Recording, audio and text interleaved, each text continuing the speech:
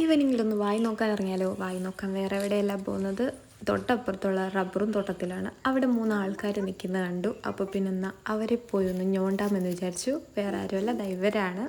ഇതാണ് അമ്മുക്കുട്ടി. അമ്മുക്കുട്ടി അമ്മയാടാണിത്. പോയി അപ്പം എന്താ നിൽക്കുന്നു അവളുടെ മക്കള്. കണ്ടപ്പോഴേ ഇങ്ങ് വന്നു കേട്ടോ. ഹലോ ഹലോ ഹായ് കണ്ടോ? അപ്പോൾ ഇവളുടെ കണ്ണാണ് ഞാൻ ശ്രദ്ധിച്ചത്. കണ്ണിന് എന്തോ ഒരു പ്രത്യേകതരം കളറല്ലേ, ഒരു ബ്ലൂ ഷെയ്ഡ് അങ്ങനത്തെ ഒരു കളർ.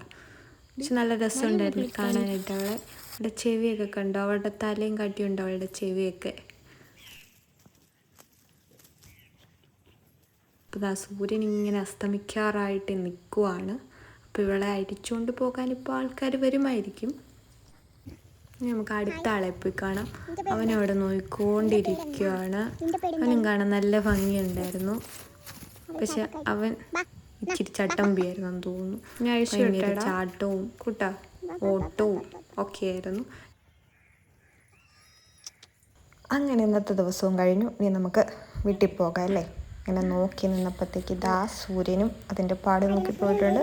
നമുക്ക് നമ്മുടെ വീട്ടിലേക്ക് പോകാം. ഓക്കേ.